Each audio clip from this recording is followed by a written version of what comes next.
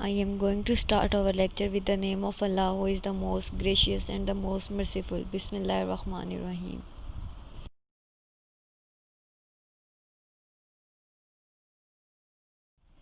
I am going to start chapter number 9, dispersion of light. In this chapter, we will discuss about the dispersion of light, refraction, different laws of reflection and reflection in different mediums, refractive index, real and apparent depth, critical angle.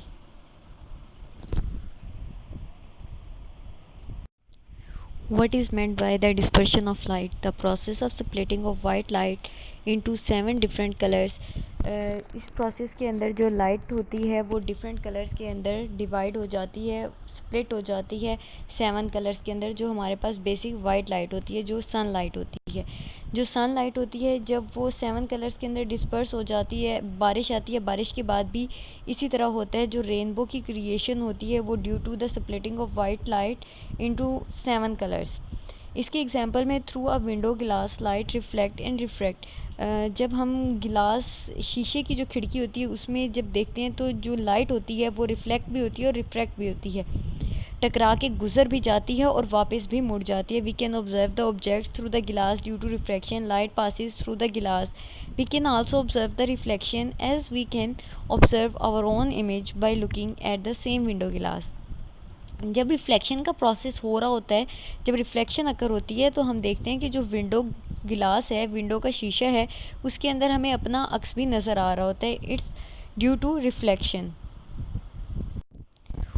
What is refraction? Refraction क्या है? Refraction of light can change in direction of light ray when it travel from one medium to another।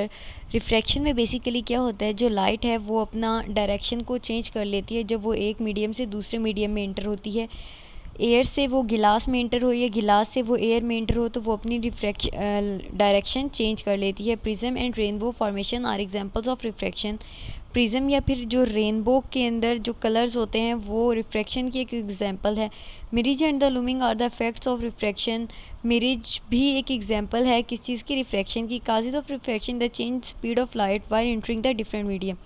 जब हमारे पास जो light होती है वो एक medium से दूसरे में जाती है, अपनी डायरेक्शन चेंज करती है, साथ ही साथ उसकी स्पीड पे भी असरअंदाज होता है, फ़र्क पड़ जाता है।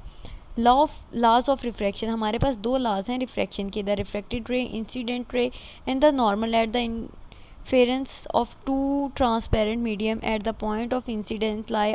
ये जो सारी रेज होती हैं वो एक ही पॉइंट के अंदर लाई कर रही होती हैं, एक ही पॉइंट के अंदर एक ही पॉइंट को क्रॉस करके गुजरती हैं। The ratio of the sine angle of incidence to the sine of angle of refraction is always constant. जो ये दोनों चीज़ें ये हमेशा कांस्टेंट रहते हैं, मीन्स डैट कि ये चेंज नहीं होते। रिफ्रैक्शन इन डिफरेंट मीडियम्स, जैसा कि डायग्राम्स के अंदर दिखाया गया है कि जब एयर से जो लाइट रे है, जब एयर से वाटर के अंदर इंटर होती है तो जो उसकी डायरेक्शन होती है वो टू वर्ड नॉर्मल हो जाती है। नॉर्मल जो लाइन है हमारे पास उसकी तरफ वो मुड़ जाती है। जब वो वाटर से एयर के अंदर आती है तो वो अवे फ्रॉम द नॉर्मल, वो नॉर्मल से दूर हट जाती है, उससे मुड़ जाती है, नॉर्मल से अवे मुड़ जाती है। इसमें डिफरेंट मीडियम्स के अंदर इसकी डायरेक्शन ऐसे चेंज हो जाती है।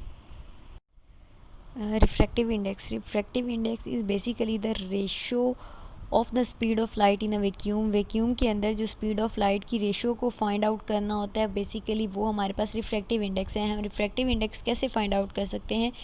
जो हमारे पास गिवन फार्मूला है N=C/V, इसके ज़रिए हम रिफ्रैक्टिव इंडेक्स फाइंड कर सकते हैं। जो C है हमारे पास स्पीड ऑफ लाइट है, और V जो है उसकी वैक्यूम के अंदर वेलोसिटी है, और जो N है वो हमारे पास रिफ्रैक्टिव इंडेक्स है।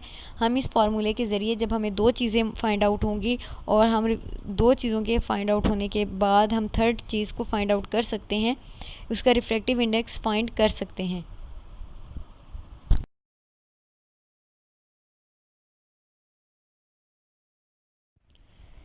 Critical angle is defined as the angle of incidence in the optically denser medium for which the angle of refraction in the optical less dense medium is 90। less dense मतलब कम dense medium में उसका जो angle है वो 90 degree होगा। इसको हम, इस फिनोमेना को हम क्रिटिकल एंगल कहते हैं।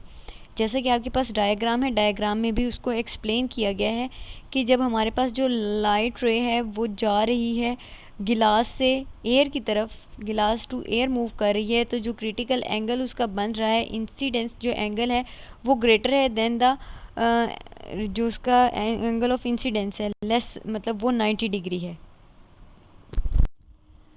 What is meant by the total internal reflection? Total internal reflection का क्या मतलब है, उससे क्या मुराद है? The total internal reflection is the phenomena that the wave strikes at a medium boundary at the angle larger than the particular critical angle and cannot escape the device and must be eventually observed by the semiconductor।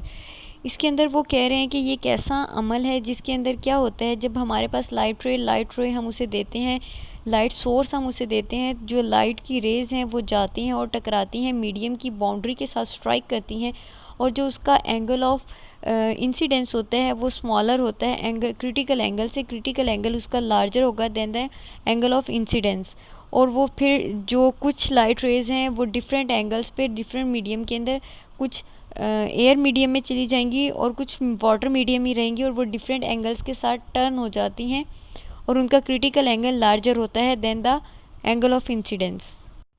It's all about our two days lecture.